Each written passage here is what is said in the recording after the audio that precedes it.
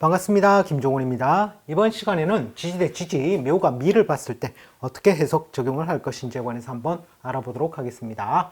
자, 묘가 미를 봤다는 것은 실제로는 합지죠. 삼합이 됩니다. 목곡을 이루게 되는데, 자, 이것을 또 본다면 내가 극을 하는데 음양이 같은 것을 뜻하죠. 자, 이것은 우리는 육친상 편재라고 해석을 합니다. 그래서 큰돈 융통이라든지 육친의 의미로는 아버지의 별도 되죠.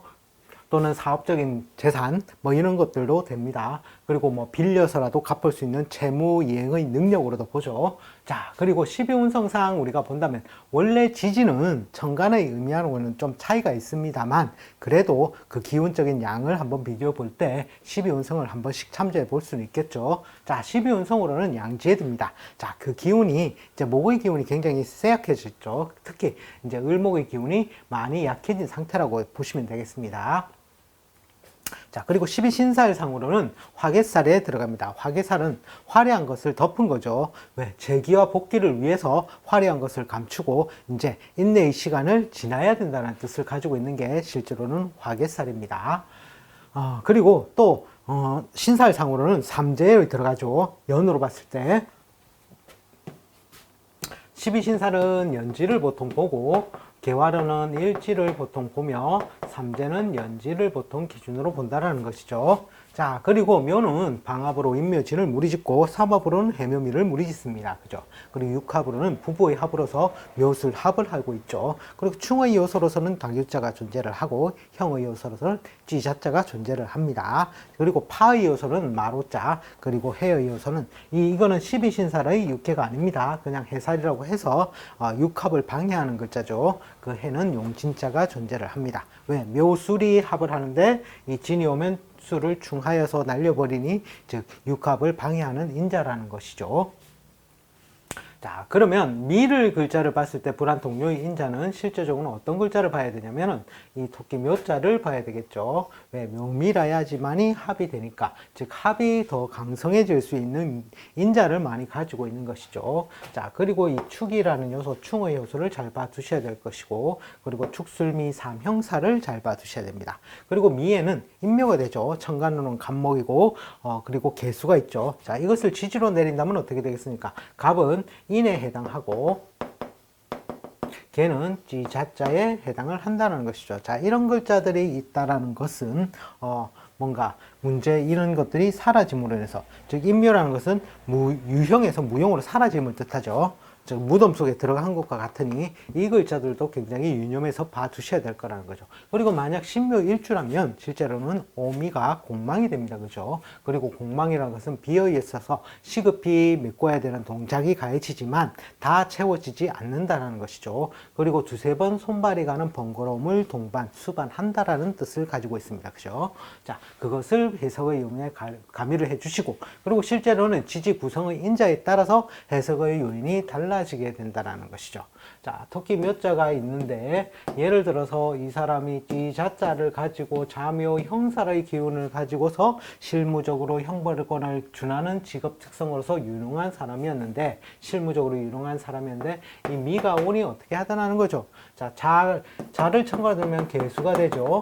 자, 개수가 어떻게 미의 인묘를 한다는 것이죠. 따라서 이것은 자묘 형살의 기운이 삭감되니, 자, 이 말은 뭡니까? 직업적인 훼손이 발생할 수 있다는 거죠.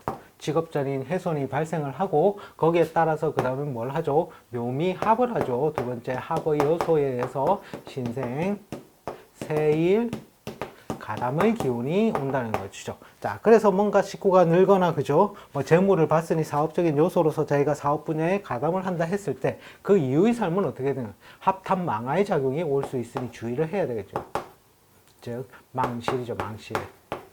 합을 통해서 망실하는 작용이, 그리고 세 번째쯤에는 이 글자에 의해서 도래를 할 거라는 거죠. 따라서 실제로는 합이라는 게 굉장히 무섭습니다. 깨어서 사람이 그쪽에 할 수밖에 없게끔 만들어지는 것이거든요. 이 운을 내가 새로운 일을 가담을 안 하고 원래 삭감된 형세대로 그대로 자기 직업 구성을 하는 게 실제로는 좋은데, 보통 사람들은 삭감에 의해서 그 직업이 훼손이 오니 새로운 직업으로 갈아타려고 하는데, 자, 이때 미라는 것은 이거는 뭡니까? 운에서 왔다는 거, 운에서. 운에서 왔다는 것은 한시적이라는 거예요. 한시적. 그 운이 끝나고 나면 어떻게 되냐면 사라진다는 뜻이죠. 그것이 또 망치라고 일맥상통한다는 것이죠. 내 팔자에 가지고 있었다면 오랫동안 사용할 수 있는 무기가 될 것이요. 그런데 운에서 왔다는 것은 한시적이라는 거죠. 특히 대운에서, 그죠? 대운. 5년 동안을 지배를 하니 그 운의 적을 한시적으로 쓸 수 있으나 그 운이 끝남과 동시에 어떻게 된다? 사라지게 된다는 것이죠. 그래서 망실의 기운이 웬만하면 자기가 가지고 있는 무게의 글자를 될 수 있으면 쓰게 하는 것이 가장 이롭고, 그리고 그것이 만약 부득이 할 때에는 될 수 있으면 참고 인디고 이런 경우 사업을 했다 하면 어떻게 해요? 쪽박을 차면 요즘은 사업의 규모에 따라서, 그죠? 이 금액이 크다는 거죠. 다시 발복을 하기에는 그만큼 노력과 세월이 또 많이 걸리게 된다는 것이죠. 차라리 이럴 땐 한시적으로 운에서 나의 기운을 막아놨으니, 직업적 기운을 막아놨으니 그 다음에는 어떻게 됩니까? 다시 신이 온다는 것이죠. 미가 끝나면 신이 온다는 거예요. 그죠?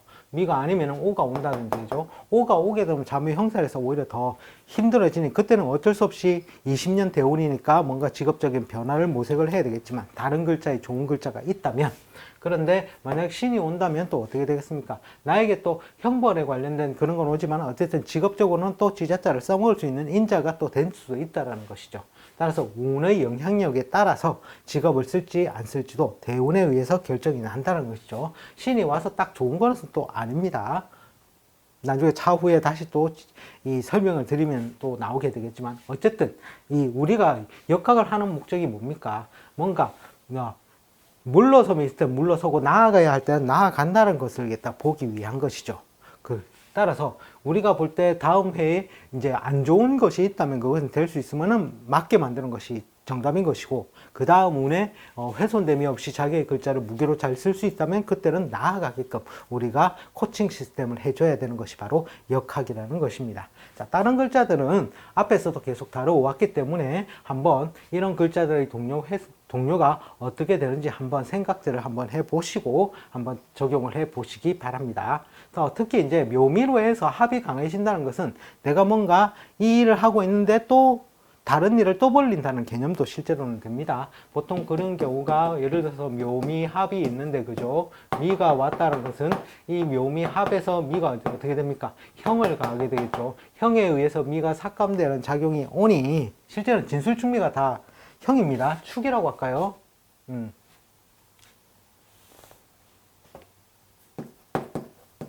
충미가 오게 되면 어떻게 됩니까? 이 축을 충하는 작용에 의해서 이 축을 날려버린다는 것이죠. 그리고 두 번째, 축의 충작용이 첫 번째는 있을 것이고, 그죠? 두 번째의 작용은 묘미 합작용이 있다는 것이죠. 따라서 신생세일 가담을 한다는 것이죠.